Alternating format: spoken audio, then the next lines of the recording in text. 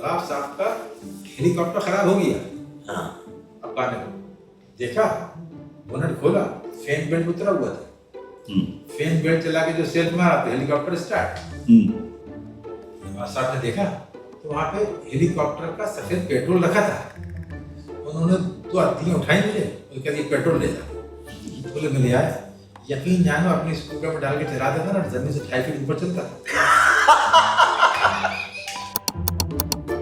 पान से याद आ गया मुझे, पान, अच्छा, पटिएबाजों की भी जगह होती है।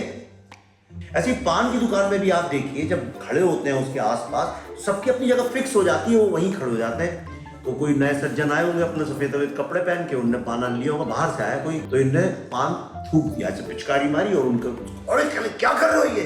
कहले जनाब आपको पता नहीं है हमारी पान थूकने की जगह है। हाँ, हमेशा से यही थूकते हैं।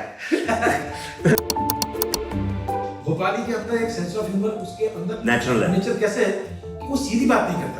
यहाँ बाकी शहरों में देखिए अमिताभ बच्चन वहाँ दिलीप कुमार की बड़ी फोटो लगी रहती थी बाल की दुकान। दिलीप साहब की शादी हुई है तो भोपाल में उनके 3 रिसेप्शन हुए हैं। दिलीप साहब को पता भी नहीं है। पूरे हिंदुस्तान में हर स्टेट का एक कल्चर है जी। महाराष्ट्र का कल्चर है, आंध्र का एक कल्चर है, उड़िया का, बंगाल का। शहर अकेला भोपाल है जिसका अपना कल्चर है।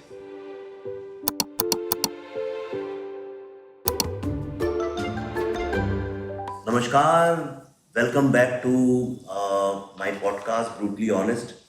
तो हम तो बस कभी कर लेते हैं जब कोई किताब लिखता है या कोई अच्छी शायरी लिखता है या कोई अच्छा काम करता है तो उनसे बातचीत कर लेते हैं। कोई हम प्रोफेशनल पॉडकास्टर तो है नहीं, लेकिन तभी करते हैं जब कोई बड़ी अद्भुत सी चीज़ आती है।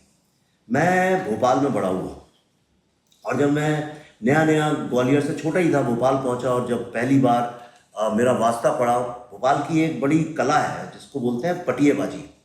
और वहाँ पटिए मतलब ऐसे दुकानों के सामने पटिए लगे रहते हैं और चौराहे पे भी लगे रहते हैं, पुलिया के भी पटिया है, कोई बैठने की जगह है वो पटिया, और वहाँ पे लोग बैठ के एक ऐसी कला है, एक ऐसी विधि है जो हिंदुस्तान में और कहीं मिलती नहीं है।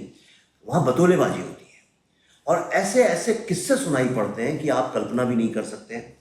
मैं जब पहुंचा भोपाल तो मेरे को जो पहला किस्सा याद है कि वो एक कोई पुराने भोपाल के थे, मैं उनका नाम भूल रहा हूँ।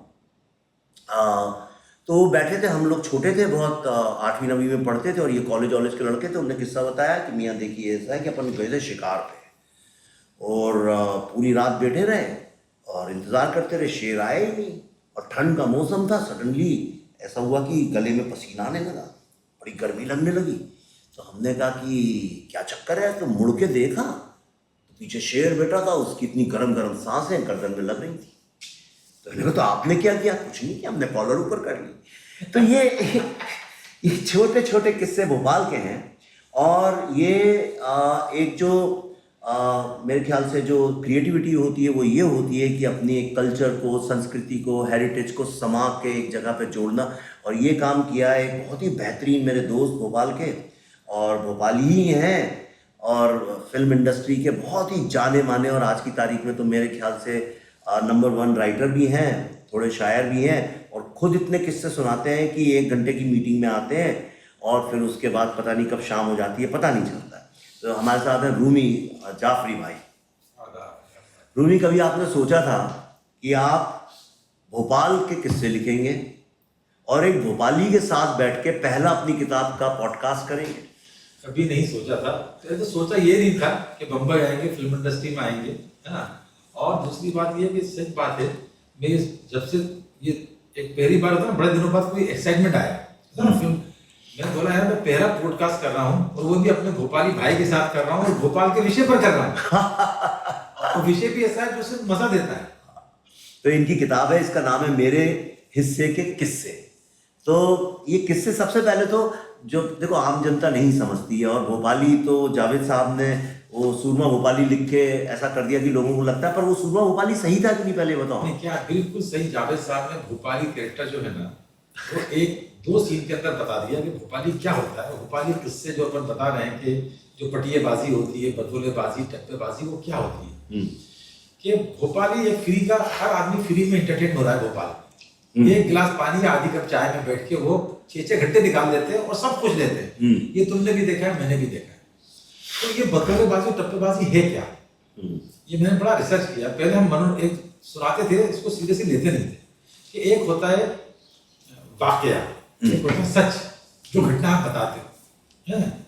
एक होता है गप, एक होता है झूठ। झूठ, वो प्योर झूठ होता है गप, है ना? नहीं, गप होता है झूठ का इमेजिनेशन। हाँ, इमेजिनेशन। और अब एक होता है कि आप झूठ और सच को मिला के और उसको इम्प्रोवाइज करके एक इंटरेस्टिंग वे में आप प्रेजेंट करते हो, सिर्फ सामने वाले को हंसाने के लिए। मकसद सिर्फ प्योर है। हाँ। उसमें कोई मिलावट का मकसद, दुनिया में हर मिलावट जो होती है वो गलत होती है। ये एक मिलावट है जो बहुत अच्छी होती है, ये हर आदमी को खुशी पहुंचाती है। तो जैसे अब मैं बता रहा हूँ, मेरी किताब जो है मेरे हिस्से के किस्से, तो जैसे मैंने उसमें, चाहे वो तुमसे सुने, चाहे जावेद अख्तर साहब वो अपने जमाने के पूरे किस्से सुनाते हैं, सलीम साहब अपने जमाने के सुनाते हैं, क्योंकि सलीम साहब इंदौर में, लेकिन भोपाल से वास्ता उनका बहुत रहा है, भोपालियों से।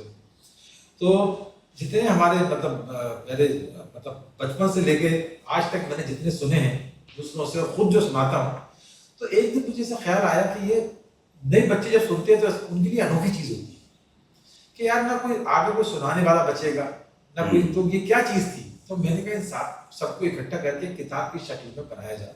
तो ये किताब मैंने मेरे हिस्से के किस्से, और एक लड़का थिएटर का भोपाल में रफी शब्बीर, उसको मैंने रिकॉर्ड करके भेजता रहा, वो इकट्ठा करता रहा। अच्छा, आपने रिकॉर्ड तो क्या भोपाली अंदाज में रिकॉर्ड करके भेजा कि बम्बई अंदाज? अब जैसे मिसाल के तौर पर बताता हूँ, किताब के किस्से तो लोग पढ़ेंगे, लेकिन किस्से नए भी, आज भी भोपाल का सेंस ऑफ ह्यूमर है, किस्से आज भी नए आते हैं, क्योंकि उनके अंदर तो वो डीएनए में है ह्यूमर।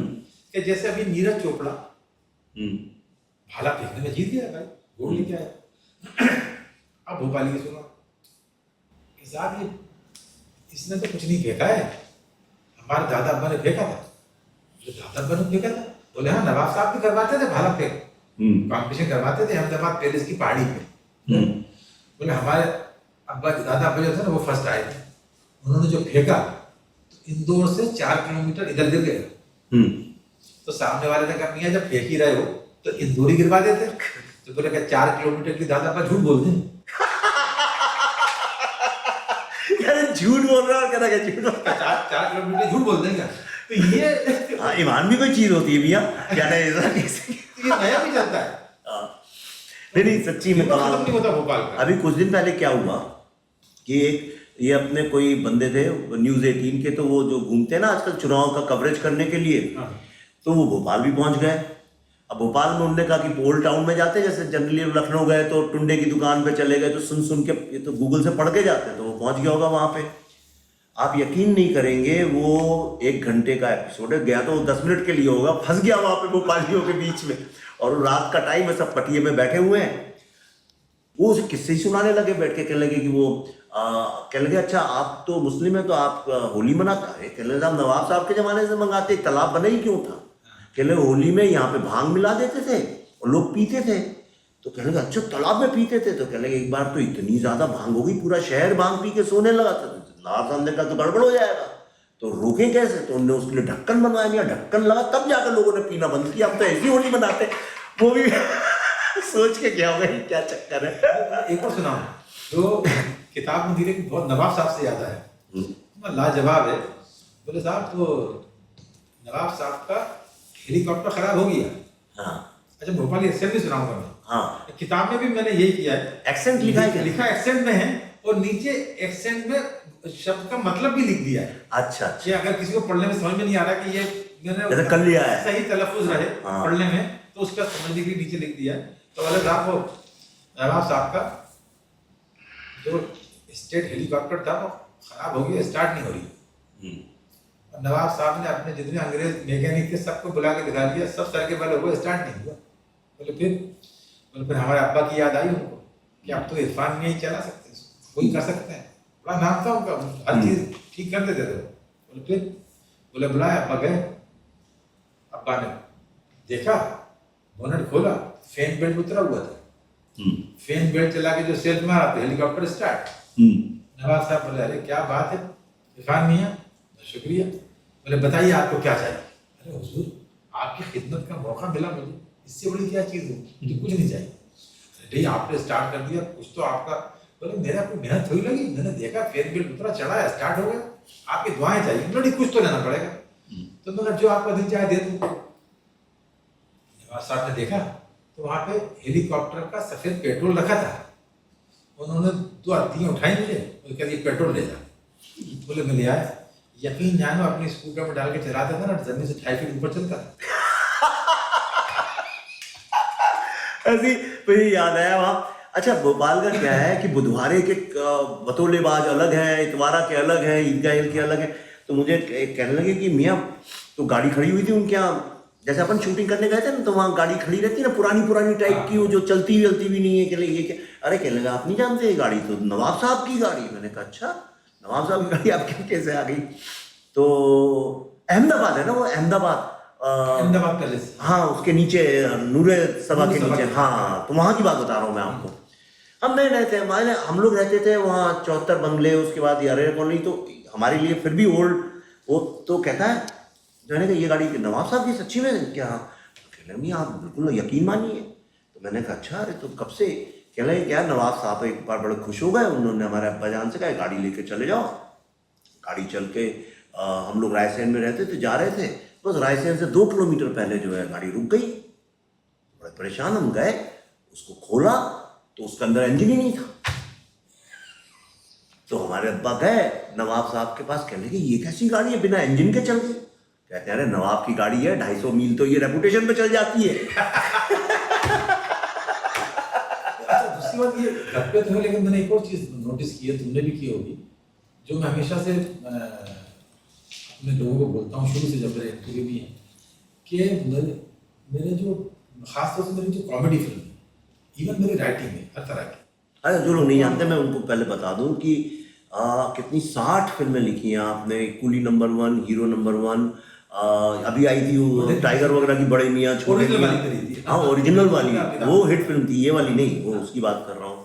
और जुदाई नहीं मेरी थी, मतलब पहली फिल्म जो मेरी हिट हुई थी 90s में, वो थी वक्त हमारा है, अक्षय कुमार, सुनील शेट्टी और रंग, जो दिव्या की थी।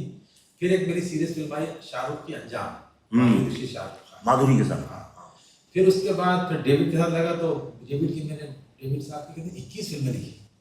जितनी डेविड का पूरा ग्राफ, सारी। तो जिनको नहीं पता इसलिए बता रहा हूँ कि कॉमेडी, ये है बड़े सीरियस आदमी लेकिन कॉमेडी के मास्टर है। हाँ, अब बताओ कि कॉमेडी का भोपाल से क्या रिश्ता है? कॉमेडी फिल्म लिखने में और डायलॉग लिखने में खासतौर से भोपाल का कंट्रीब्यूशन मुझसे ज्यादा, क्योंकि मैं भोपाल में नसीब से पैदा हुआ। जब मैं छोटा था तो मैंने जब बाल कटाने गया था, मैं दुकान पे मैंने जावेद अख्तर साहब का इंटरव्यू करा था। उसमें उन्होंने एक लाइन कही थी कि जिसको फिल्म इंडस्ट्री में राइटिंग करना है वो कम से कम 2 साल भोपाल जाके रहे। ऐसा जावेद साहब ने बोला था? तो मेरा तजुर्बा भी हो गया कि भोपाल के जो कैरेक्टर है रियल और जो जबान है वो बड़ी काम आती है राइटिंग। अच्छा, ये तो किस्से जो हम कर रहे पटिए थे, भोपाली के अंदर एक सेंस ऑफ ह्यूमर, उसके अंदर नेचुरल है। नेचर कैसे है कि वो सीधी बात नहीं करता, हाँ। वो हमेशा घुमा के करेगा। जैसे हम दोनों बात कर रहे हैं और इधर ये बैठे हुए बोर हो रहे हैं, इनकी तरफ हमारा ध्यान नहीं है। तो जब हमारा ध्यान जाएगा तो वो ये नहीं कहेगा कि यार, मतलब मैं भी बैठा हूँ, ये नहीं बोलेगा क्यों साहब मैं कांटे हैं? अरे नहीं, तो मैं देख नहीं, सारे गुलाब तो लेके बैठे हुए विवेक नहीं है, हम तो कांटे लेके बैठे, हमारे पास क्यों देखोगे? तो ये टिपिकल। अब जैसे मैं बताऊं, जैसे मैं बॉम्बे आया, अब स्टडी पीरियड बन गया। अब जैसे मैं बन गया तो कितने भोपाल में तुम्हें लोग मिल जाएंगे जो क्रेडिट लेंगे, आपको पता है। मैं बचपन से देख के कहता था इनकी अम्मी अब्बू को कि लड़का जो है ना बम्बई के लिए बना है, इसको आप वेस्ट कर रहे हो, उसको बम्बई भेजो। मानते नहीं थे, नहीं पढ़ाएंगे, नौकरी पे लगाएंगे। आज देखो मेरा कहना मान के भेजा, बम्बई का भोपाल का नाम कर रही है और मानने में नहीं बन पाता। तो ये क्या बोलते, आपने पहले ही कहा जा रहा है, उसका नाम है रूमी। हाँ, मुंबई में 6 साल कमा के आया है। इसके माँ बाप भेज रहे थे, मैं गया घर पे कि बाजी मत भेजो, लड़के में दम नहीं, कुछ नहीं कर पाएगा। नहीं, जिंदगी खराब करके आ गया। तो ये जो मुझे भोपाल में मेरे जो दोस्त है स्कूल कॉलेज के, रंजन बोलते हैं, बीच के नाम से बोलते हैं, तो सब रंजन बोलते हैं। मेरे उसी नाम से जानते, विवेक नाम से बहुत कम लोग जानते हैं मुझे वहाँ पे। तो जितने मेरे दोस्त हैं अभी जो भी हैं, तो सब यही बोलते हैं कि मियाँ हम तो पहले से कह रहे थे, हमें तो पता था, हमने तो कह दिया था कि रंजन तू तो निकलेगा, फिल्म इंडस्ट्री में जाएगा। मैंने कहा लेकिन मैं भोपाल और फिल्म इंडस्ट्री के बीच में भी 10-12 साल दिल्ली में टप्पे खा रहा था, उसकी भी तो बात कर लो यार, वो नहीं तो मैं दिखा। मैं तो बताऊं ना, हर इंसान को अपनी मिट्टी से, अपने शहर से, अपने कल्चर से प्यार होता है ना। लेकिन मैं एक और चीज बताऊं, भोपाली से हटके भी, कि पूरे हिंदुस्तान में हर स्टेट का एक कल्चर है जी। महाराष्ट्र का एक कल्चर है ना, आंध्र का एक कल्चर है, उड़िया का, बंगाल का। शहर अकेला भोपाल है जिसका अपना कल्चर है। पर लखनऊ, भोपाल स्टेट नहीं है। अब लखनऊ भी अवध में आ जाता है, अवध आ जाता है। और एक पूरा कल्चर उसका लखनऊ का आसपास अवध का कल्चर है। भोपाल से आप आगे निकलोगे, भोपाल डिस्ट्रिक्ट चेंज हुई, बस वहाँ कल्चर चेंज हो गया। होशंगाबाद में नहीं मिलेगा आपको, सिर्फ भोपाल अकेला एक शहर है। अच्छा, अभी तो आबादी कैपिटल बनने के बाद बहुत बड़ा हो गया। पहले भोपाल की आबादी बहुत कम थी। जितना टैलेंट इतने छोटे शहर से निकला है, किसी एक शहर से निकला। मतलब आप फिल्म इंडस्ट्री से लेके आप, जैसे कौन कौन, हम तुम जावेद साहब, वैसे 4-5 नाम तो मुझे पता है। अभी सबसे पहले जो रजा मुराद, एक हीरो थे पुराने, उनका नाम था मास्टर निसार, भोपाल के हैं। भोपाल के थे। फिर उसके बाद आप आओ तो नाम जीनत अमान के फादर थे, अमान भोपाली। ये जीनत अमान का रिश्ता भोपाल से है? हाँ, राइटर थे, बड़े मुगल आजम में भी थे अमान साहब, रॉयल फैमिली के थे। अच्छा। हाँ, फिर उसके बाद आए नासिर हुसैन, ताहिर हुसैन, ये भी भोपाल के ये हैं। भी भोपाली। हाँ, तो आमिर खान का भी रिश्ता हो गया भोपाल से, कभी हो गया। तो ये भोपाली है। हाँ। उसके बाद अपना आप फिर ये जावेद साहब, शरद सक्सेना, हाँ वो है, जया बच्चन, हाँ कोई बंगाली है लेकिन भोपाली हाँ भोपाली है ना। हाँ, हमीदिया वो कौन सा हिल, वो शामला हिल से। हाँ, पहले रहती थी प्रोफेसर कॉलोनी में। हाँ, फिर शामला हिल चले गए वो भादुड़ी साहब। अपना बंगला बना लिया। हाँ। मतलब अभी भी मतलब नहीं। और उसके जीजा भी तो, जया भादुड़ी के जीजा क्या नाम है उसका, राजीव वर्मा। राजीव वर्मा, वो अच्छा एक्टर थिएटर इतना काम किया है यहाँ में पे भी, और फिल्मों बड़े एक्टर हैं। तो अभी तो याद भी नहीं आएंगे, इतना टैलेंट फिल्म। हाँ, राइटर डायरेक्टर बहुत आ गए हैं, बहुत निकले अभी। और क्या कहते हैं, गीतकार क्या भोपाल जैसा शायर, हाँ बताइए, क्या गाने लिखे हैं क्या साहब। हाँ। और जावेद साहब तक, जावेद साहब के जावेद साहब, उनकी वालिदा दोनों भोपाल में पढ़ाती थी। वो जावेद साहब ने वो लिखा ना, चलो दिलदार चलो, नहीं वो किसका है, वो क्या भोपाली, वो क्या भोपाली का। जावेद साहब का बड़े गीतकार थे। कैफ साहब तो शौकिया भोपाल से आके सिर्फ कमाल आमरी के लिए लिखते थे, हाँ, और किसी की नहीं। हाँ। मतलब मुझे, और मुशायरों में भोपाल का अलग ही नाम था। हाँ, जैसे मुझे अख्तर फारूकी साहब थे, सुभाष घई के सुसर। तो जब मैं नया आया तो एक भोपाल के कमल शुक्ला था, लिंकिंग ग्रुप में उनका ऑफिस था। मैं उनके गया, उन्होंने बुलाया, ये अख्तर फारूकी साहब है, ये रूमी है भोपाल से। और सोचो भोपाल से लोग इतने, जैसे उन्होंने मेरा नाम हाथ पकड़ा ना, उन्होंने कहा भोपाल से, अरे यार के भोपाली का भोपाल, उन्होंने मुझे वो जाने लगा। तो उन्होंने मुझे बताया कि रूमी के भोपाली जब आते थे और मैं कमाल अमरूद का प्रोशन हो जाते, तो बोले मुझे मेरी ड्यूटी वो लगाते थे कि सिर्फ केएफ साहब के साथ रहो, ये नाराज नहीं हो जाएगी, तुम्हारी ड्यूटी अब जितनी नहीं है कि उनको बेस्ट खिलाओ, बेस्ट पिलाओ। हाँ, बोले मेरे पास कोई इंडस्ट्री का म्यूजिक डायरेक्टर नहीं, मतलब मदन मोहन से लेके रोशन से लेके सारे, बी.आर. चोपड़ा से लेके रामानंद सागर, जो मुझे फोन नहीं करते थे कि हमें के भोपाली से बुला दो और गाने लिखवा दो। क्या साहब बोलते थे मेरा काम नहीं है, कमाल मेरा दोस्त है, उसको ना नहीं कर सकता, सिर्फ उसके लिए गाने लिखता हूँ। और हिजाब में लिखा ना उन्होंने, चलो दिलदार चलो, चांद के पार चलो। चलो, और वो आज हम अपनी दुआओं का असर देखेंगे, बहुत तीर नजर देखेंगे, जख्म जिगर देखेंगे, जान लेवाए मोहब्बत का समा आज की रात, शम्मा हो जाएगी जल जल के धुआं आज की रात, आज की रात कटेगी तो शहर देखेंगे। क्या और क्या धुन है उसकी। अच्छा, वो तो शंकर हुसैन ने गाने, पिक्चर फ्लॉप। हाँ हाँ, शंकर हुसैन, हाँ। क्या गाने थे, आप उन फासलों से गुजरते रहे, दिल से लखनऊ की याद आती थी। ये उनका गाना है जो लता जी का भी फेवरेट था, उसी का। अपने आप रातों में चिलमने सरकती हैं, चौंकते हैं दरवाजे, सीढ़ियां धड़कती हैं। हाँ। एक अजनबी आहट आ रही है कम कम सी, जैसे दिल के पर्दों पर गिर रही वो शबनम सी, पांव जाने किस जाने बिन उठाए उठते हैं, और छम छम पायलें छलकती हैं अपने आप रातों। क्या गाना, मैंने उनको सुना, मुशायरों में सुना, गाते भी बड़े अच्छे थे जब गाते थे। मैंने उनको सुना। अच्छा, कव्वाल भी निकले बड़े सारे भोपाल से।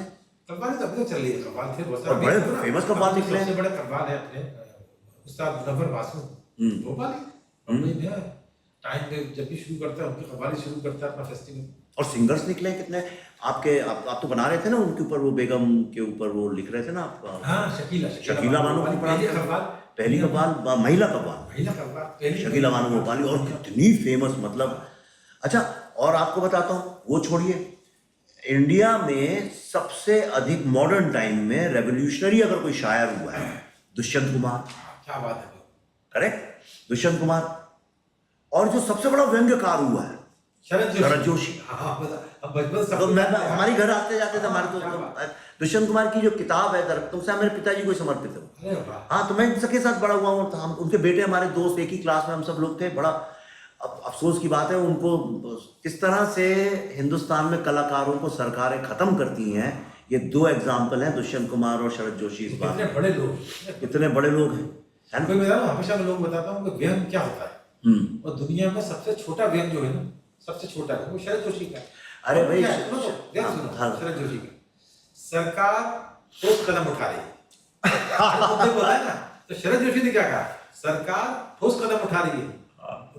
क्योंकि ठोस है इसलिए उठ नहीं रहे, ठोस चीज कहाँ उठती है। सही बात है। ऐसे हमने एक लिखा था कांग्रेस के ऊपर, देखिए आज से 40 साल पहले लिखा है, कमाल की बात है। मैंने डाला भी कुछ वक्त पहले। आज अगर आप उसको पढ़ लें तो आपको लिखेगा जैसे आज सुबह ही किसी ने लिखा है। उन्होंने पूरा लिखा है कांग्रेस के ऊपर, और उन्होंने लिखा है भारत में पार्टी कोई भी बना लो, सत्ता में कोई भी आ जाए, अंततः वो कांग्रेस ही हो जाएगी। 40 साल पहले लिखा उन्होंने। क्या बात है, क्या बात है। अब क्या बोलूं आज के जमाने में। और अब देखिए अब जो हो रहा है, आपको लगती है ना सब कांग्रेस ही हो गया है। कांग्रेस यही करती है, दल बदल, इसका उधर उठाओ, गवर्नर को ये करो वो करो। अच्छा, तो मैं क्योंकि हम लोग तो लिटरेट लोग हैं, हमें राजनीति से कांग्रेस से एक कुछ चीज याद आई, कमाल का किस्सा याद आया हमको। भोपाल ही बचपन से शौक है, जहाँ कवि से पहले मुशायरा सबसे पहले पहुंच जाए, आगे बैठ जाए। तो भोपाल में ही जो इकबाल मैदान है, इसका नाम खिन्नी वाला मैदान था, वहाँ पे मुशायरा था। ये इकबाल मैदान इकबाल साहब पे रखा है कि नवाब के कोई रिश्तेदार थे? सर अल्लामा इकबाल जो थे ना, वो जो अल्लामा इकबाल जो नागरिक में लिखा है ना राइट में, हाँ, सारे जहां से अच्छा वाला, वो वहाँ रहते थे। क्या बात कर, भोपाल अल्लामा इकबाल को ये क्या पुराने राजा भी वो भोपाल रिश्ता है उनका। अभी मैं फिल्म बना रहा हूँ ना अपनी डेली फाइल्स, तो पूरा जिन्ना के ऊपर है। तो वो जिन्ना तो उनको गुरु मानता था इकबाल को अपना। तो क्या हुआ था उनको, जैसे आज गवर्नमेंट करती है, ऐसे उस जमाने में भी राजा नवाब क्या करते थे, बड़े शायर बड़े राइटर अच्छे स्टूडेंट को पैसे भी देते थे, स्कॉलरशिप भी, और हर तरह से सम्मान देते थे। तो इनकी तबीयत खराब थी, ये गले में की तकलीफ थी, तो नवाब भोपाल ने भोपाल बुलाया था। और ये इकबाल मैदान में जो पैलेस है ना, जहाँ नागरिक ने, उसमें वो रहते थे। अच्छा। और कम से कम 3 या 4 साल रहे। तो उनकी एक किताबें उन्होंने वहीं बैठ के लिखी है। वो अभी मेरे फादर है कौसर सिद्दीकी, जिनको 90 की एज में साहित्य अकेडमी अवार्ड मिला। हाँ, तो उन्होंने अभी जो नई किताब लिखी है, उसमें अल्लामा इकबाल ने जो भोपाल में जो गजलें लिखी है ना, वो उसमें लिखी जो क्या बात कर रहे हैं। अच्छा। और वो उनके महल का फोटो भी छापा है, तो इसलिए उसका नाम इकबाल मैदान पड़ा है। अच्छा, मुझे ऐसा लगता था कि कोई नवाब से रिश्तेदार होंगे कोई उनके। फिर क्या हुआ, तो वहां पे मुशायरा था, और मुझे अभी तक याद है, मैं छोटा था लेकिन मुझे शेर भी याद है। चीफ गेस्ट थे कांग्रेस के सबसे वफादार सिपाही डॉक्टर शंकर दयाल शर्मा, हमारे पड़ोसी हैं।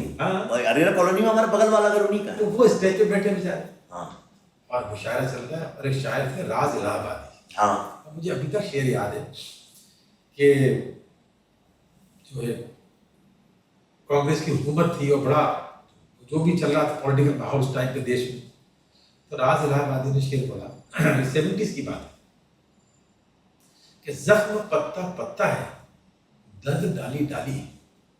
जख्म पत्ता पत्ता है, दर्द डाली डाली है, ए चमन कुछ तो बता कौन तेरा माली है। वाह वाह वाह वाह होने लगी, और शंकर शर्मा बोल रहे हैं वाह वाह वाह वाह। तो ऐसे उन्होंने वाह वाह बोला, तो राज इलाहाबादी ने से नीचे देखा, बोले डॉक्टर साहब माफ करना, ये शेर आपकी समझ में नहीं आया। देखो आप ह्यूमर समझ में नहीं आया, और समझ में आने के बाद भी अगर आप दाद दे रहे हो, तो मैं आपके हौसले की दाद देता हूँ, मगर आपकी खैरियत नहीं है।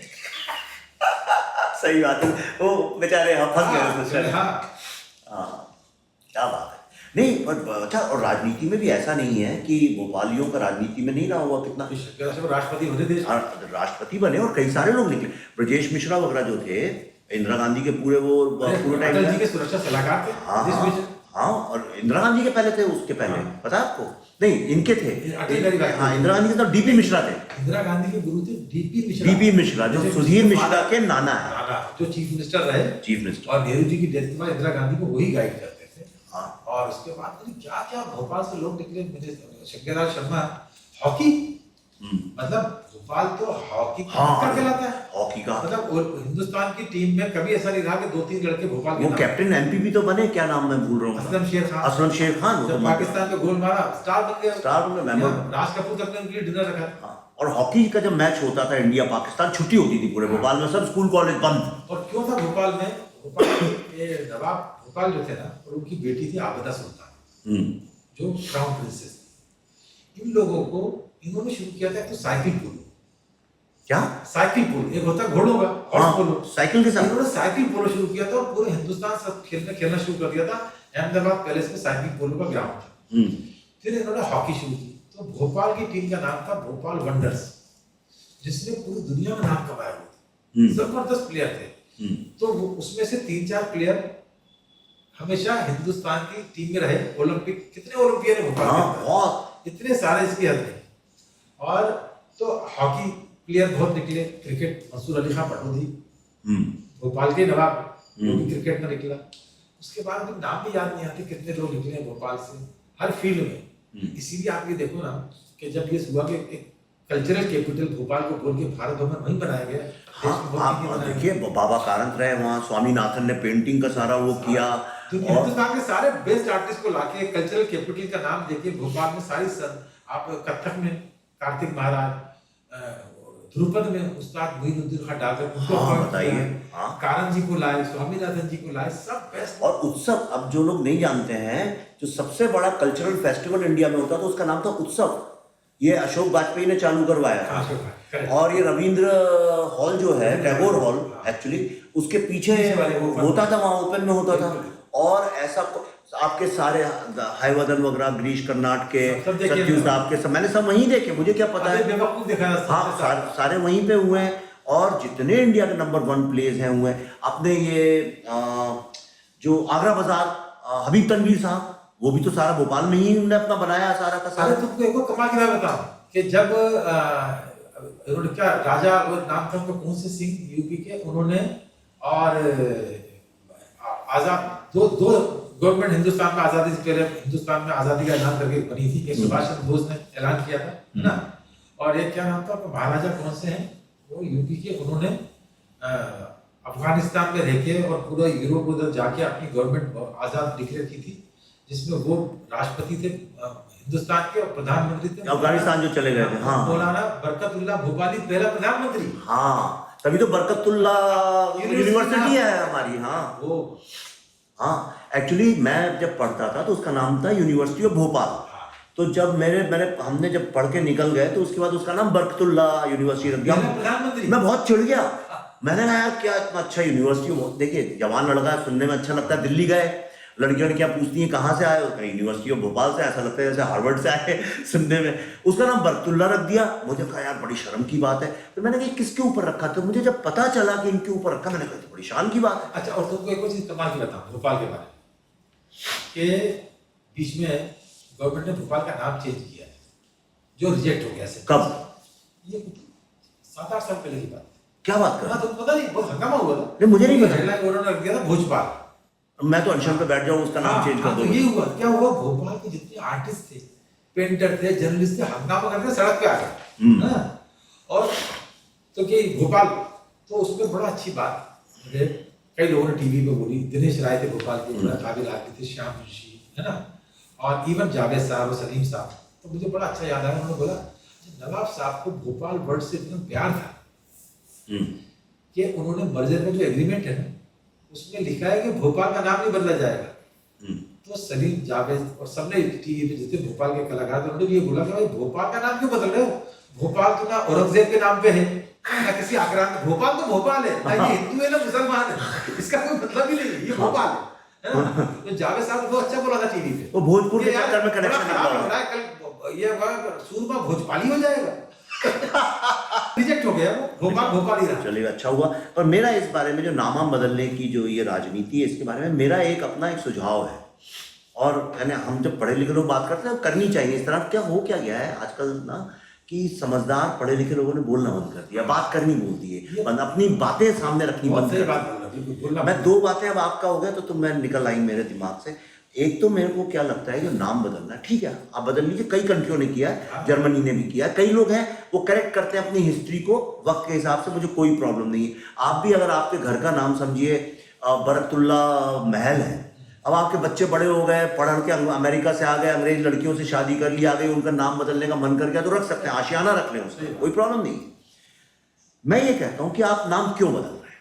ओके, जैसे आपने इलाहाबाद का नाम प्रयागराज कर दिया, कोई बात नहीं, बिल्कुल बहुत अच्छा किया आपने, और अच्छा रखना रख लो, लेकिन प्रयागराज इसलिए रखा होगा कि उसका कोई हेरिटेज रहा होगा, कल्चरल, रिलीजियस, कल्चरल, कुछ हिस्टोरिकल हेरिटेज रहा।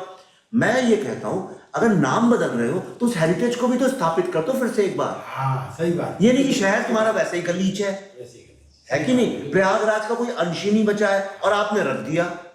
तो मेरा कहने एक और चीज मुझे बता, बड़ा अच्छा क्या हुआ जब ये नाम, ये भोपाल का नाम बदला जा रहा था, तो मैं सलीम अंकल, सलमान के फादर, उनके साथ भी मेरी बातचीत हुई, उन्होंने इतनी अच्छा बताया, मैं किस्सा में जान के सुनाना भी चाहता हूँ। उन्होंने बोला रूम साहब क्या है, जो हिल रोड है ना, एक दिन मैंने अखबार में पढ़ा न्यूज में कि हिल रोड का नाम गवर्नमेंट ने, सीएम ने रख दिया कृष्णचंद्र मार्ग। कृष्णचंद्र बहुत बड़ा राइटर थे, तो उनका भोपाल से क्या लेना देना है? नहीं, वो बॉम्बे की बात है, नाम की बात है। अरे बॉम्बे की बात है, अच्छा हिल रोड, ये बांद्रा वाला हिल रोड। हाँ, सलीम साहब नाम पे से भोपाल में से बात चल रही थी, भोपाल का नाम बदला गया था, तो वो बोल रहे थे गलत है, उन्होंने बाइट भी दिया था कि गलत है, नाम मत बदलो। तो उन्होंने कहा था हिल रोड का नाम रख दिया कृष्णचंद्र मार्ग। तो कृष्णचंद्र की जो वाइफ थी उनका नाम था सलमा सिद्दीकी। मैं उनको अच्छी तरह जानता था, मुझे बहुत मोहब्बत करती थी। और कृष्णचंद्र की मतलब सलमा सिद्दीकी की जो ग्रैंड डॉटर है पोती, वो आज बहुत अच्छे गाने लिखती है, बड़ी राइटर है, उसका नाम है कौसर मुनीर। अच्छा कौसर मुनीर, हाँ, अच्छा अच्छा, तो मैं बचपन से उनकी बेटी है? हाँ, पोती होती है। हाँ, तो मैं जाता था तो सलमा आपा कृष्णचंद्र भाग रखती है हिल रोड का, तो सलीम साहब बोले मैंने जो है सलमा सिद्दीकी जो है उनको फोन किया, तो फोन उठाया तो उनको सुबह से मुबारकबाद के फोन आ रहे थे। हाँ हाँ सलीम, शुक्रिया भाई शुक्रिया। तो बोले मैंने सलमा आपा मैंने आपको मुबारकबाद देने के लिए फोन नहीं किया। तो फिर बोले एक बात बताऊं, झूठ नहीं बोलूंगा, मुझे अच्छा ही लगा, मुझे इसकी आदत है हिल रोड बोलने की, मेरे मुंह से कृष्णचंद्र मार्ग नहीं निकला, मुझे अच्छा ही लगा कि इसका नाम कृष्णचंद्र मार्ग कर दिया। आप पता सलमा सिद्दीकी ने क्या किया होगा? बोली शुक्रिया तुमने मुझे बता दिया, लोग बताते नहीं। फोन रखा और सीएम को फोन किया कि आप किसी भी पुराने रोड का नाम मेरे हस्बैंड के नाम पे मत रखिए, आप कोई नया रोड बनाइए उसका नाम रखिए, मैं नहीं चाहता कि मेरे हस्बैंड का नाम रखने से किसी भी एक इंसान का दिल दुखे। और कृष्णचंद्र को और नाम क्या हो सकता और कैंसिल हो गया ना, कैंसिल करवाया हिल रोड का। और फिर उसके बाद बांद्रा रिक्लेमेशन है ना, जब बीलावती में जाते हैं सीलिंग पे, तो उस वो रोड जब बन गई उसका नाम रखा गया कृष्णचंद्र। कितनी बड़ी बात है। वाह, नहीं ये देखो क्या हो गया है, मैं आपको बता दूं, जैसे मैं अपना एग्जांपल बताऊं, मैं एक भारत का, समझ लीजिए विवेक अग्निहोत्री भारत का एक यंग यूथ है, मैं रिप्रेजेंट कर रहा हूँ ना उसको। आपने बचपन से कहा है सपनों का शहर है, बॉलीवुड है, यहाँ लोग सक्सेसफुल होते हैं, टाटा रहते हैं यहाँ पे सुनील गावस्कर रहते हैं, यहाँ पे अमिताभ बच्चन रहते हैं, यहाँ जावेद साहब रहते हैं। आप बचपन से एक सपना देख के एक शहर गए, उस शहर का नाम है बॉम्बे, ठीक है। अब अचानक यहाँ आने के कुछ साल बाद किसी ने, नहीं भाई तुम बॉम्बे नहीं मुंबई में हो। मैंने कहा ये तो बड़ी अजीब बात है, एक लड़की से मैंने मोहब्बत की, सारी जिंदगी उसको अपने सपनों में देखा, वो और गया अपनी माशूका से, मैं जब मिला तो किसी ने कहा नहीं इसका नाम तो भाई रोहिणी नहीं है, इसका नाम तो पल्लवी नहीं है, इसका नाम तो ये नहीं है, इसका नाम तो कुछ और। अरे मैंने कहा यार ये कौन सी बात हुई यार, ये क्या है? देखिए ये होता क्या है, मैं यहाँ एक बात बोलता हूँ और आप अपने विचार बताओ इसके। मुझे लगता है हमारे देश में सबसे बड़ा जो हमने क्राइम किया है, वो क्राइम ये किया है, हमने एक विधिवत तरीके से, एक सिस्टमैटिक तरीके से आर्ट, लिटरेचर और कल्चर को मारा है, ठीक है। आपने संस्कृति तो बढ़ाई नहीं, नाम बदल दिए, लोगों को उलझुल बातों में आपने फंसा दिया।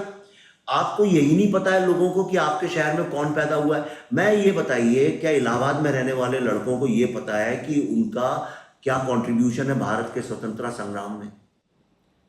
किसी को पता है ये बात? वो आनंद महल की हिस्ट्री प्रयागराज के साथ है कि इलाहाबाद के साथ है?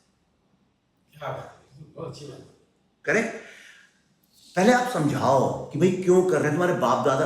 मैं अपने बच्चों को कल को ये बोल दूं कि भाई मैं तुम्हारा नाम बदल रहा हूँ, कहेंगे भाई क्यों बदल रहे हो, मैं कहूँ नहीं अपनी रूट्स के साथ जोड़ने के लिए कर रहा हूँ, तो कहेंगे भाई रूट्स तो बताओ पहले, तुम जड़ें बता नहीं रहे हो, पत्तों के नाम बदल रहे हो, तो नीचे से शुरू करो। इस बात से मेरे को समस्या है, और वो ये तब होता है जब सोसाइटी में आर्ट लिटरेचर कल्चर मर जाता है। और इन चीजों को इसलिए मारा जाता है क्योंकि अगर आर्ट लिटरेचर कल्चर अगर होगा तो आप मनमानी कैसे करेंगे? करेक्ट, आप कैसे मनमानी करेंगे? और मनमानी का किसी पॉलिटिकल पार्टी, एक पार्टी को नहीं कह रहा हूं। तमिलनाडु जाइए, वहां ये हाल है, वहां तो नहीं या बीजेपी की सरकार है। आप कलकत्ता जाइए, वहां पे ये हाल है। अब हमने क्या किया है, हमने अपना भूत, पास्ट, वर्तमान और भविष्य उन लोगों के हाथ में दे दिया है जिनको आपसे कोई मतलब ही नहीं है। समस्या ये है। मालूम है तुमने जो ये बोला भूत की बात, मुझे मंटो की एक लाइन बड़ी अच्छी याद आई।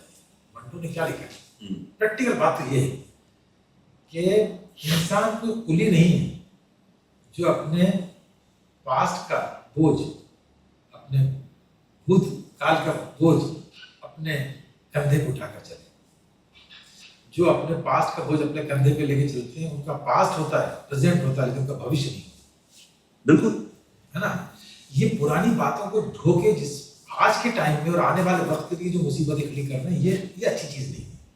हाँ बिल्कुल भाई, आप देखिए ना, अब आपने ऐसा लिखा मेरे हिस्से के किस्से, ओके, अब मैं इसको पढ़ूंगा, मुझे इसमें मजा आएगा, आनंद आएगा। अब इसको अगर मैं पॉलिटिक्स से जोड़ दूं तो ये किताब बट जाएगी। हाँ, ये बढ़ जाए। मेरी किताब, तुम्हारी किताब, करेक्ट। और किस चीज से बटेगी? धर्म से बटेगी या जाति से बटेगी? नहीं तो शहर से बट जाएगी। अरे यार, ये तो दिल्ली वाले पंजाबी राइटर्स तो उलूल जुलूल लिखते हैं। कई लोगों को मैंने सुना है, मंटो को यही बोलते हैं, अरे ये तो अश्लील बातें लिख देते हैं। आप बांट दोगे, आप लोग भाषाओं में लड़ने लगे हैं। तो कभी मैं तो यही सुनता था, हिंदी हो या उर्दू, बंगाली या उड़िया, क्यों अपने दर्पण से लड़ती है चिड़िया?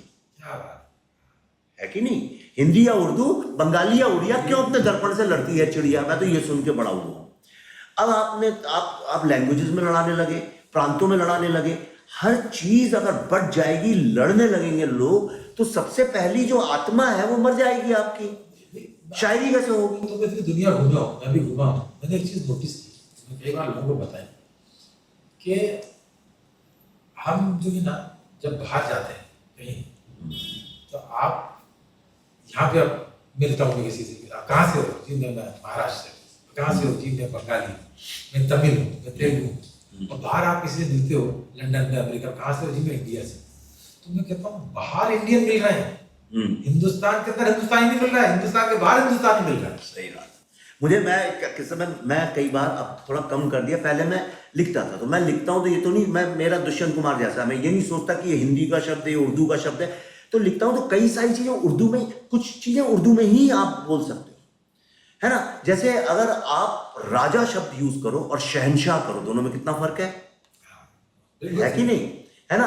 और राज करने में और हुकूमत करने में, दोनों में फर्क है कि नहीं? एक उसके कॉनोटेशंस है। तो मैं लिखता था, मुझे एक सज्जन मिले अभी नहीं, यानी 4-5 साल, कह रहे आप बहुत अच्छा बोलते हैं और मैं तो आपकी फिल्मों का बड़ा ये हूँ, जो भी उनने तारीफ वारी बड़ी कर ली, पर वेगी आपसे एक अनुरोध है ना। क्या कह रहे, आप ना उर्दू में मत लिखा करिए, मातृभाषा में लिखा करिए, क्योंकि आप जैसे लोग जो हैं, अगर वही नहीं अगर हिंदी में अच्छा लिखेंगे तो हिंदी कैसे आगे बढ़ेगी?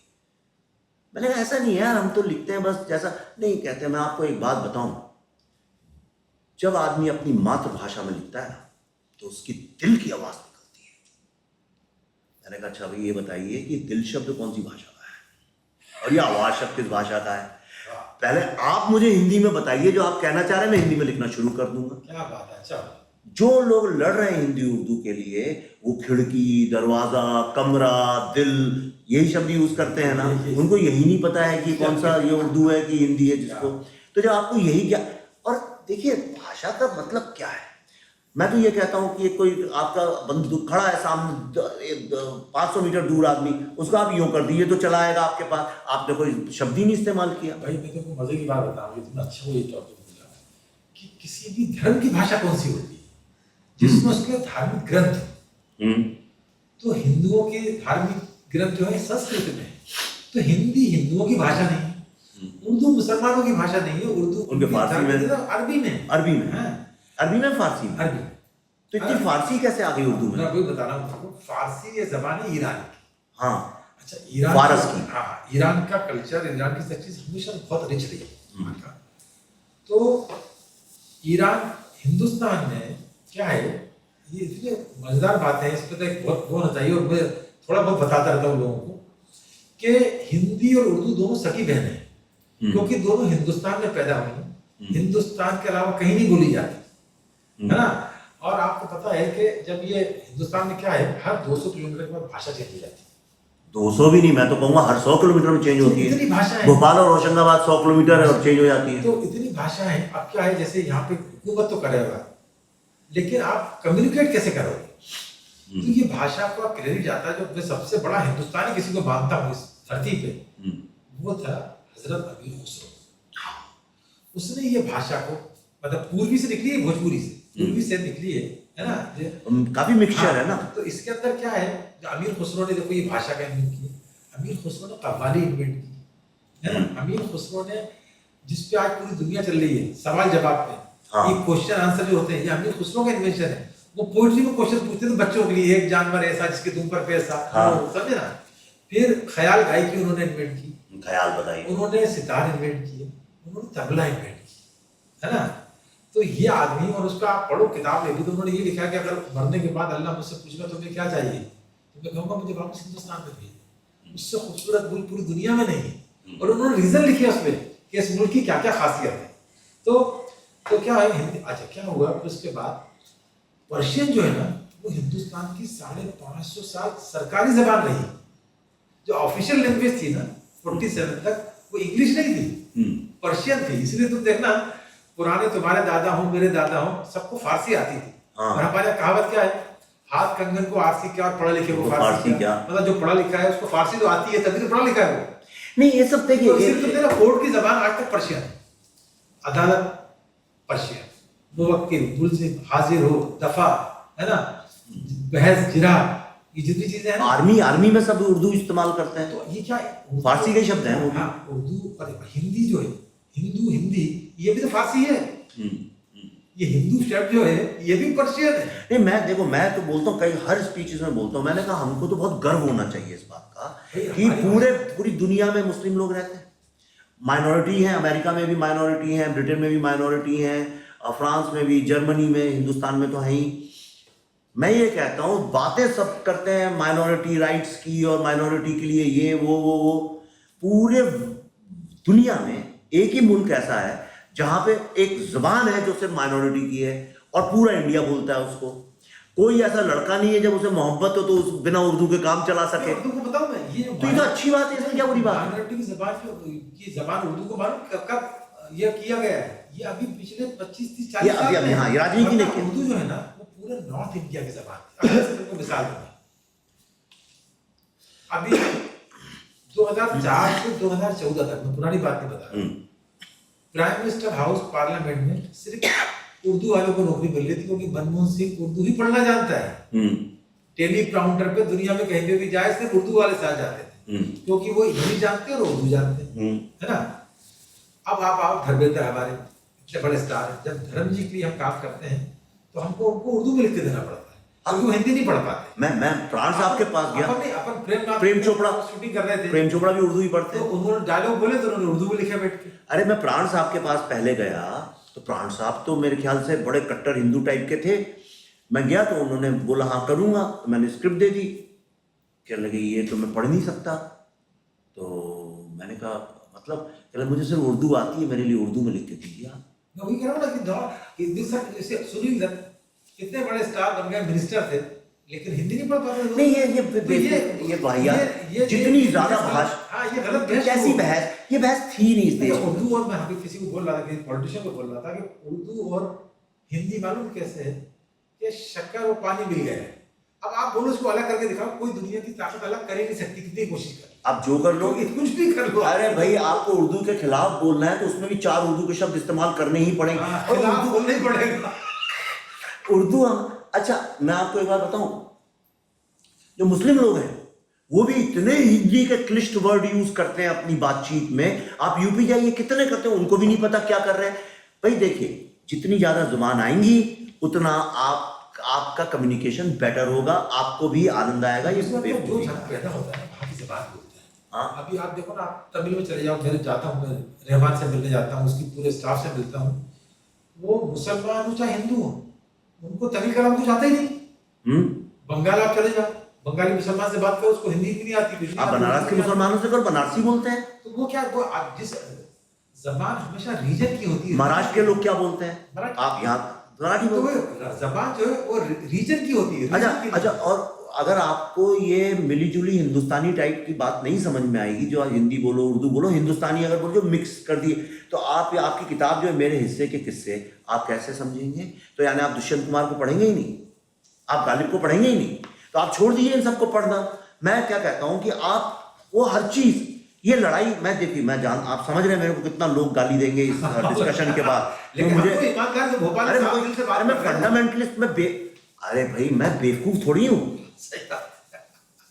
मैंने दिमाग थोड़ी अपना तरफ दिया है, इतनी तो अकल मेरे को। मैं अगर समझिए, आज अमेरिका है, वर्ल्ड की नंबर 1 कंट्री है, अमेरिका की इंग्लिश कैसी है? मिली जुली इंग्लिश है, उसमें हिंदी के भी वर्ड है, अब तो चाइनीज के भी इस्तेमाल करने लगे हैं वो लोग, अब तो हिंदी के भी वर्ड यूज करने लगे हैं। कुछ गुरु वर्ड कहाँ से आया, वहां पे ब्राह्मण वर्ड कैसे आया, ये कहाँ से निकले? बॉस्टन के जो पढ़े हैं हार्वर्ड वगैरह के, उनको बॉस्टन ब्राह्मण्स बोलते हैं। गुरु शब्द वो इस्तेमाल करते हैं, पंडित शब्द वो इस्तेमाल करते हैं, करेक्ट। और सारी दुनिया से, जर्मन से कुछ ले लिया, यहाँ से अमेरिका, मैं कहता हूँ अमेरिका जैसे बनिए बन जाओ, जहां से जो अच्छी चीज मिले फट से ले लो और कहो ये हमारी है, उससे छीन लो ना। आप वो तो करते नहीं हो, जो आपकी संपत्ति है उसको भी आप किनारे करो। पर एनीवे, किताब की बात पे आते हैं, मेरे कुछ किस्से सुनाओ यार जरा, 2-4 किताब से, बिना किताब के। जैसे मैं बताता हूँ कि पहली बार बात कर रहे हैं, तो मैं एक और चीज बताऊँ कमाल की। मेरी शुरुआत थी कि जब मैं आया यहाँ पे, जो मैं बता रहा था, तब मुझे याद आ रहा था,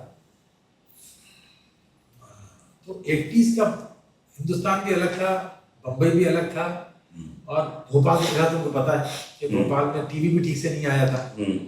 तो ज्यादा मुझे कुछ फिल्म इंडस्ट्री के बारे में कुछ समझ, और घर वाले फिल्म देखने। कौन से ईयर में आए थे यहाँ पे? मैं आया था 86 में। ओके, मिठुन चक्रवर्ती का जमाना था।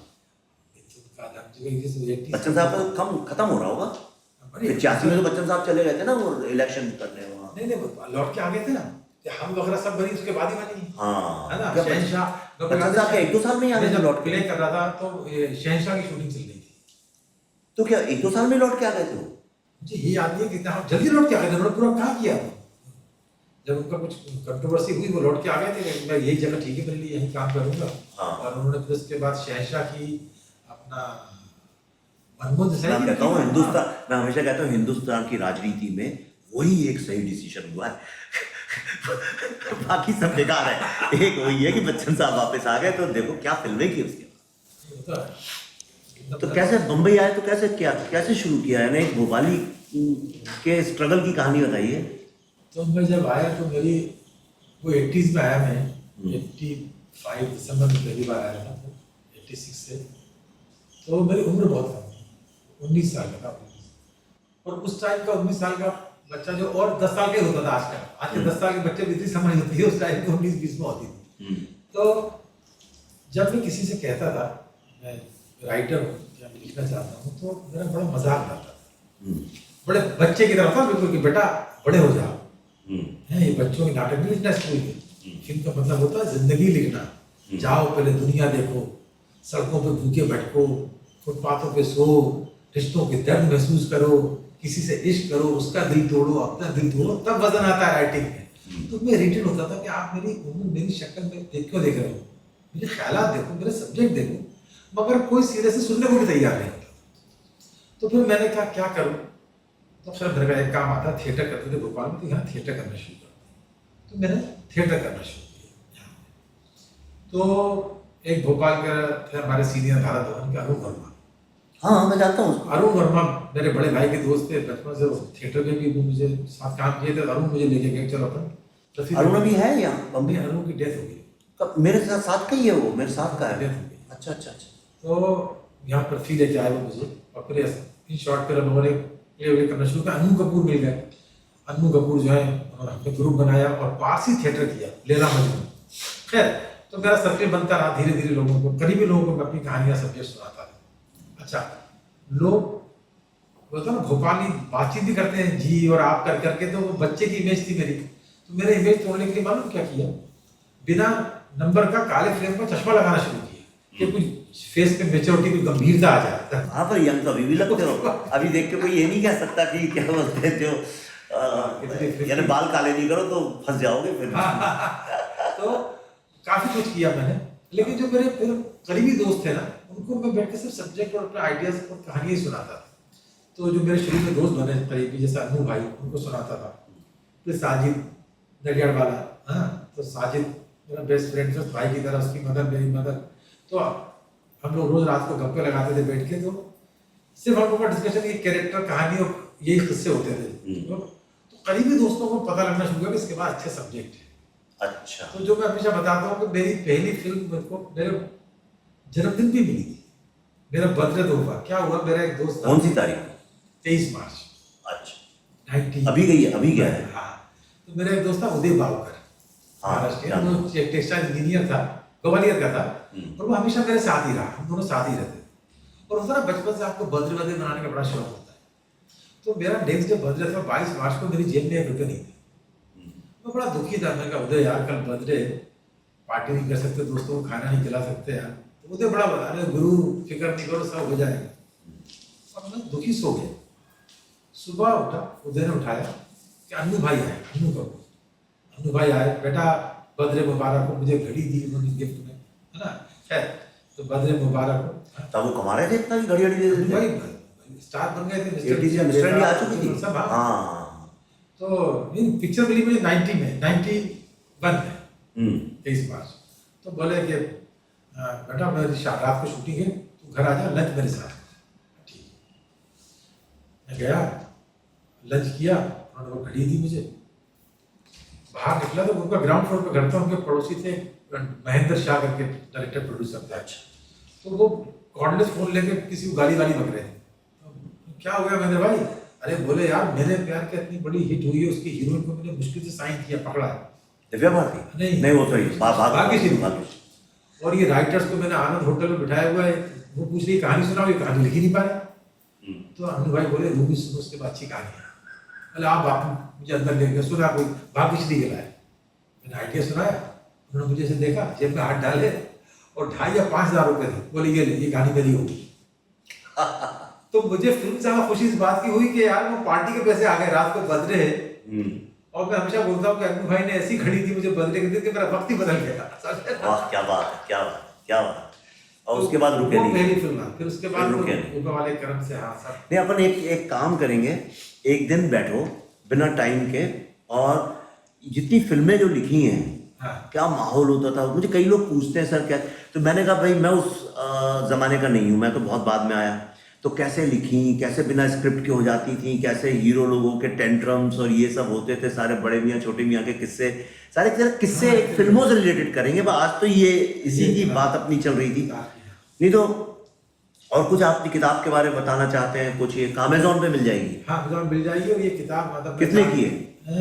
ये 400 रुपये। अरे वाह, फिर तो सस्ती किताब है ना, कोई ऐसा महंगा नहीं है कि लोग खरीद ना सके। और किसको पढ़नी चाहिए? ये मेरे हिसाब से तो हर इंसान को पढ़ना चाहिए, क्योंकि क्या, एक तो जैसे आप ये अपने आप में या आपको खुश करने वाली चीज है। आप अकेले पढ़ोगे तो आप पढ़ के मुस्कुराते रहोगे, एक जगह हंसते रहोगे। अरे भोपालियों की एक और मजे की बात यह है कि हंसी मजाक के तो चुटकुले करते ही आने, आपको मजा ही आया, लेकिन इमोशनल करना हो तो वो भी ऐसी सुनाते हैं कहानी कि आप इमोशनल हो जाओगे, और बाद में पता चलेगा तो गप मार रहा था। ठीक है, पूरी पूरी उल्टी सीधी कहानी बता देगा। हो सकता है कि वो अपने वालिद की मौत की कहानी सुना दे आपको, और बाद में पता चले कि वही आवाज दे रहे, क्या वहां बैठ के पटियाबाजी करो, चलो घर। ऐसे है भोपाली। अभी देखो, अभी मैं गया तो मैं रात को भोपाली आया था, रात भर जो है ना तालाब के किनारे पाइप पे और पटियों पे बैठ के शतरंज खेल रहे हैं और लूडो खेल रहे हैं, बात कर रहे हैं। तो मैंने देखा, मैं भी खड़ा किसी से बात कर रहा था कि जीप जा रही है पुलिस की, और वो अनाउंसमेंट करते हैं आपके घर जाइए। अरे भोपालियों को अभी भी बोलना पड़ता है घर जाइए। तो घर नहीं जा रहा। तो वो उसने जीप रोकी, लड़के बात कर रहे थे। वो उसने बोला इंस्पेक्टर ने कि तुम्हारे अब्बा तुमको डांटते नहीं है? बोले पहले अब्बा को तो घर भेजो, वो सामने बैठे हुए अपने दोस्तों के साथ। और नमक की चाय भी मिलती है ना, वो नमक की चाय। बड़ी फेमस है चौक में जो मिलती है पुराने भोपाल में, हाँ है ना? भाई, जैसे मैं बताऊँ चाय और सबसे ज्यादा भोपाल की चाय मशहूर है, भोपाल का पान मशहूर है। हाँ पान, हाँ। और मैंने अपने बचपन में भी देखा है, बड़े होने के बाद भी पान में और भोपाल में सबसे ज्यादा क्रेज मैंने किसी का देखा है जब होश संभालने के बाद, तो वो था दिलीप कुमार। अरे भैया वहाँ तो आप पहले, अच्छा यहाँ बाकी शहरों में देखिए अमिताभ बच्चन वगैरह, वहाँ दिलीप कुमार की बड़ी फोटो लगी रहती थी बाल की दुकान पे। दिलीप साहब की शादी हुई है तो भोपाल में उनके 3 रिसेप्शन हुए हैं, दिलीप साहब को पता भी नहीं है, बाकायदा कार्ड छप के संडे को दावत है, बोले दिलीप साहब का वलीमा शादी, 1000 लोग खाना हो रहा है। जहूर भाई मेरे दोस्त थे गेदा और हिलकला वाले, उन्होंने रखा था रिसेप्शन, और अपना हर पान की दुकान पर उस पर दिलीप साहब का फोटो। तो ये मेरे सामने की बात है कि हमारे रंगेल के भाई मेरे घर के पास पान वाला था, वो दिलीप कुमार का नाम भूल गया, उसका फोटो लगा था। तो मैं गया और वो पान तो आया, पान लगा, बोले पान लगा दो, मीठा पत्ता सादा मसाला लगा। बोला यार एक बात बताओ, मैं कर्मा देख के आ रहा हूँ। बोला नसीरुद्दीन शाह कहाँ गया? दिलीप कुमार। हाथ रुक गया, वो पान आगे खा लो, आगे खा लो। लेकिन क्यों, क्या वो पान लगा? फिर हमारे यहाँ पान नहीं मिलता, पान मिलता ही नहीं साहब, पान की दुकान ही नहीं। अरे क्या हो गया? अरे बोला नसीरुद्दीन दिलीप कुमार को खाएगा, सर के बल हो जाएगा। सर दिलीप कुमार को खा सकता है? इनको एक्टिंग की तमीज ही नहीं है, ऐसे लोगों को, बदतमीज लोगों को पान नहीं खिलाता, मैं नहीं खिलाता। इतना सीरियस। एक साहब, एक लड़का था, उसके दादा जो है दिलीप साहब के फैन थे, और पक्के वो थे इस्लामिक आदमी, तो उनके घर में कोई तस्वीरें नहीं थी, एक ही तस्वीर लगी थी दिलीप को। दिलीप साहब की तस्वीर ऐसे मुंह ऊपर करके हंसते हुए, बड़े अच्छे। आप देखिए कितने मासूम भोपाली होते हैं। एक दिन गए, तस्वीर गायब, क्या हुआ? बोले धर्माधिकारी देखिए आपने, सठिया गए, क्या जरूरत थी करने की? नाराज होगा, मेरा उतार के तस्वीर पेटी में रख दी। कुछ दिन के बाद गया, तस्वीर फिर लगी हुई, क्या हुआ? नाराजगी दूर हो गई? बोले कर्मा देखिए आपने, आदमी तो डिजर्व करता है यार। ये रिश्ता है, ये भोपाली का रिश्ता। तो जावेद साहब ने बताया, बोले मैं दिलीप कुमार के घर से निकला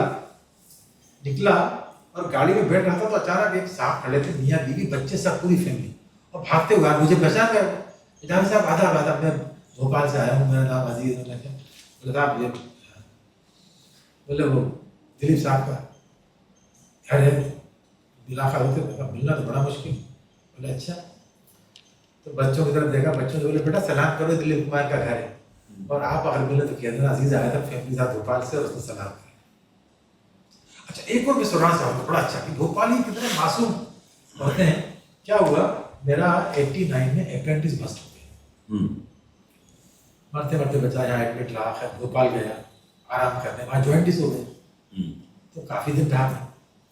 तो जब मेरी तबीयत थोड़ी ठीक हो रही थी, तो अन्नू कपूर, अन्नू भाई और ओम पुरी, ये दोनों मुझे देखने भोपाल आए, और घर में ही रुके, होटल में ही रुके। इसलिए मैं इनको बड़ा चाहता हूँ आज तक, इन्होंने बड़े भाई का प्यार दिया मुझे हमेशा, जबकि मेरा तो कोई काम शुरू भी नहीं हुआ। तो खैर अच्छा, उस जमाने में एक और परंपरा थी हमारे यहाँ आज भी है भोपाल में, कि जब कोई बीमार होता था और जब वो ठीक हो जाता था, तो पहली बार नहाता था, तो उसका फंक्शन होता है, उसको बोलते हैं गुस्ले सेहत। अरे वाह। हाँ, कि जब हेल्दी हो गया आदमी, उसको नहलाया जाता है, तो सारे रिश्तेदार, मौसी मामी चाची आपके लिए कपड़े तोहफे लेके आते हैं, वो पूरा फंक्शन होता है गुस्ले सेहत। गुस्ले से, गुस्ल मतलब नहाना, गुस्ल खाना, हाँ, गुस्ल मतलब नहाना, गुस्ल यानी नहाना, हाँ, और सेहत मतलब हेल्थ। अच्छा गुस्ले सेहत, वाह क्या शब्द है, बड़ा अच्छा है, लिखा जाए इसको तो, गुस्ले सेहत। हाँ, तो वो रखा गया, टेरेस पे प्रोग्राम हुआ, अन्नू भाई ने सुनाया, पूरी साहब सब, है ना, बड़ा अच्छा फंक्शन हुआ, क्योंकि अन्नू भाई पूरी साहब भी आ गए। और मुझे वो दिन आज तक इसलिए याद है कि रात को हम लोग न्यूज़ देख रहे थे, तो उसमें अनाउंस हुए पद्मश्री, और ओम पुरी को पद्मश्री अनाउंस हुआ, भोपाल में उसी मेरे घर पे थे। तो खैर जब पुरी साहब और ओम पुरी वापस बॉम्बे जा रहे थे, तो पुरी साहब निकले गाड़ी में, अन्नू भाई बोले भोपाली जीप थी हमारे पास, कि मैं जीप से जाऊँ। वो जीप में निकले, बच्चे बैठ के, बच्चों को लेके, छोटे भाई के साथ। तो हम निकल गए एयरपोर्ट के लिए, अन्नू भाई गए पीर गेट कि मैं भोपाली पान खा के जाऊँगा, और वो पीर गेट पे पान वाले के पास रुक गए, और उस जमाने में पान मिल रहा था 1.25 रुपये। तो उसने पान लगवाया, खाया, नोट दिया 10 का या 50 का। तो उसने कहा चवन्नी खुली दो। तो मैंने कहा चवन्नी है नहीं, क्या करें, आप खाने से पहले सोचना चाहिए था। भाई को तो देने से पहले पूछना चाहिए था छुट्टे हैं कि नहीं। तो भाई को तो 2 रुपये रख ले, बोला कोई भिखारी थोड़ी हूँ जो रखूँ 75 रुपये, तो 100 रुपये लो। यार तो वो वापस कर दे, क्यों चवन्नी का घाटा क्यों करूँ। तो भोजन करने लगा। तो उन्होंने बच्चों से पूछा किसी के पास है 100 रुपये, तो बच्चों ने किसी के पास था, दे दिए, निकल गए। आप सोचो 2 दिन बाद मैं घर में बैठा हूँ और मेरा नौकर आता है, सर वो पीरियड से आपसे मिलने आया है, कहिए। तो पान वाला हाथ पूरे लाल में क्या, साहब आप रूबी जाफरी साहब, वो अन्नू कपूर साहब आपके आए थे। मैं कहा साहब 2 दिन से सोया नहीं हूँ, बहुत ही परेशान। मैं क्यों, बोले क्या हुआ, वो मेरी दुकान पे हो गए पान खाने के लिए, और वैसे तो वो मेहमान थे, मुझे उनसे पैसे लेना नहीं चाहिए थे, तो मैंने उनसे चवन्नी में हुज्जत कर ली और मैं अड़ गया, लेके मारूँ। अब क्या मिशन लेके गए होंगे मेरा, ये रहमान किस तरह का पान वाला है, इस तरह से पेश आता मेहमान से। तो साहब, और मुझे जब चले गए तो 2-3 लोगों ने बताया, तुझे पता नहीं ये कौन थे, कौन थे, बोली अन्नू कपूर। मैं परेशान हूँ कि यार मेरे क्या उनपे इंप्रेशन पड़ा है। तो मैं ये 100 रुपये आपको पता थोड़ा सा आया हूँ, उनको वापस कर दूंगा, फिर रहमान ने माफी मांगी। मुझे याद आ गया, हम पहले तांगा चलता था, आपको याद हो, पुराने भोपाल में, करेक्ट। तो वहाँ पे वो सेकंड हैंड किताबें मिलती हैं, जुमेराती के बाद। हाँ, जुमेराती के बाद सेकंड हैंड किताबें मिलती हैं, आप बेच भी सकते हो और खरीद, अभी पता नहीं क्या सिस्टम है। तो कॉलेज स्कूल का हम लोग यही करते थे ना, गए तो घर से तो आपको मिलते थे नहीं किताब का, हम जाते थे और वहाँ खरीद लेते, थोड़े बहुत पैसे बच गए तो उसे फिल्म देख लेते थे। यही एक तरीका था पैसे कमाने का, और क्या करते, पहले पॉकेट मनी तो होती नहीं थी। तो मुझे अच्छे से याद है, मेडिकल कॉलेज है, कहाँ से हमने तांगा, कुछ मिलते ही था, तांगा लिया, ऑटो थे नहीं वहाँ पे, और चले गए। तो वहाँ लड़के थे, यंग कॉलेज वॉलेज में थे, तो तांगे वाले से थोड़ी सी कुछ उसने मांगे होंगे, 2 रुपये 3 रुपये, हम बचाने में लगे होंगे। तो हमने बोला नहीं, इतने तो इतने होते हैं। कहते भैया देखो ऐसा है कि आप पैसे मत दो। तो ऐसे क्यों नहीं यार, देंगे ये। अरे आप बिल्कुल मत दीजिए, आप काहे परेशान हो रहे हैं, मैं आपसे कह रहा हूँ, मैं आपको मोहब्बत से लाया हूँ, आप काहे परेशान हो रहे हैं। हमने कहा सच्ची में, अरे इतनी तो दूरी आए थे, इसमें पैसे की क्या बात है, कोई बात नहीं, आज आपके छोटे भाई भूखे सो जाएंगे, उसमें क्या प्रॉब्लम है, ऐसा बोला वो मुझसे। कहते ये पैसे मांगने का जब शर्म के बारे में ना, हमारे छोटे भाई उसके बच्चे रहे। कहते आपके छोटे भाई, आज छोटे भाई बोला, ये भी नहीं कि मेरे बच्चे आपके छोटे। एक और किस्सा बताते हैं, उसके पहले एक सज्जन पहुंचे, वो पान से याद आ गया मुझे, पान, अच्छा, पटिएबाजों की भी जगह होती है ना। अगर वो अब्दुल्ला पटिएबाज की 10 लोग बैठे हैं, उसमें तीसरे नंबर की उनकी सीट है, तो उठ जाएगा, जो पहले बैठा होगा उनके लिए जगह खाली करना। ऐसे ही पान की दुकान में भी आप देखिए, जब खड़े होते हैं उसके आसपास, तो सबकी अपनी जगह फिक्स हो जाती है, वो वहीं खड़े हो जाते हैं। तो कोई नए सज्जन आए होंगे अपने सफेद सफेद कपड़े पहन के, उनने पान लिया होगा, बाहर से आया कोई, इनकी जगह के सामने आके खड़े हो गए, तो इनने पान थूक दिया, ऐसे पिचकारी मारी, और उनको, अरे कहले क्या कर रहे हो ये सब, तुम ये करते हो। कहले जनाब आपको पता नहीं है, ये हमारी पान थूकने की जगह है। हाँ, हमेशा से यही थूकते आए। तो बेइज्जती का मैंने कहा इससे अच्छा तरीका नहीं। पान याद आया, भोपाल के रॉयल फैमिली के नवाब थे, उनका नाम था सद्दाम मियां, उनके बड़े किस्से मशहूर है भोपाल में। हाँ। शरद जोशी ने भी लिखा उनके, हाँ। बहुत किस्से उनके। तो उसमें से एक किस्सा ये है उनका कि 2-3 जो उनके किस्से बड़े अच्छे सुनाता था उनको, वो किताब में नहीं, लेकिन कभी याद आ रहा लिखना आगे, कि जैसे वो उनका सद्दाम मियां का महल है जुमेराती में, काफी बड़ा। तो उनका एक नौकर पुलिस में हो गया, जो उनका नौकर था आजादी के वक्त पुलिस में भर्ती हो गया। हाँ। और नवाब साहब का सद्दाम मियां का कुछ सम्मान लेके पहुंचा, वो प्रॉपर्टी को लेके। तो देवड़ी में जाकर उसने आवाज लगाई, सद्दाम मियां है। अब सद्दाम मियां दालान में लेटे हुए थे, देवड़ी में तो दिख रहा है उनके आधा बदल। सद्दाम मियां बोला कौन है, बोले मैं आया हूँ थाने से, जुमेराती थाने से, आपका सम्मान लेके। बोले सद्दाम मियां नहीं है। उसने कहा क्या, बोले आवाज तो उन्हीं की लग रही है। बोले उन्हीं की लग रही है ना, उनकी नहीं है। तो उसने कहा हुजूर मैं लतीफ, सालों आपके पैर दबाए, आपके पैर दिख रहे हैं मुझे, आप हो। तो उन्होंने पैर समेटे, बोले आप दिख रहे हैं, बोले जी दिख रहे हैं, और खींचे, अब दिख रहे हैं, नहीं दिख रहे, अब नहीं हूं। ये किसी फिल्म में क्यों नहीं डाला? तो अच्छा, उसके बाद क्या हुआ, उनके बेटे ने नई कार मंगाई, बेटे से उनकी फोर्ड कार आई। कार में वो बैठ के निकले, बेटे ने कहा ये आपको ड्राइव में लेके चलता हूँ। तो पान बहुत खाते थे, तो उन्होंने कहा पान थूक के बैठो, आप थूक थाक दोगे गाड़ी खराब हो जाएगी। बोले बेटा अच्छा जगह आपको कार में थूकूंगा, कैसी बात कर रहा है। चल अभी लेके निकले और गाड़ी का बैठ गए, गाड़ी चली जा रही है। इन्होंने ध्यान नहीं दिया, कांच बंद था, इनके मुंह में पीक भर गई। इन्होंने लेफ्ट टर्न मारा, पिचकारी मारी तो कांच में टकरा के पूरा अंदर पलट के नीचे आ गई। कांच पे लड़के ने ब्रेक मारा और इन्होंने कांच को दिया जल्दी से। उसने बोला अब्बा मना किया था ना आपने, देखो आपने थूक दिया। बोले कहाँ थूका, देख ले सड़क साफ पड़ी हुई।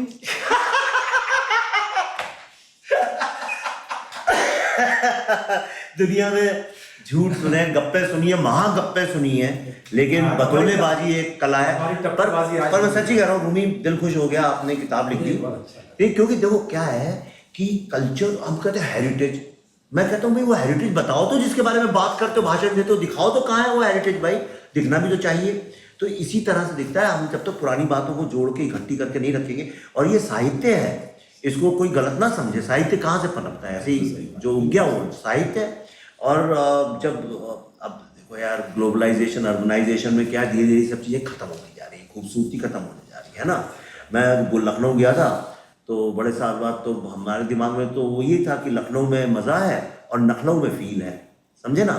लखनऊ में मज़ा है और नखनऊ में फील है, करेक्ट। तो वो फील लेने हम पहुंचे टुंडे के कबाब के यहाँ।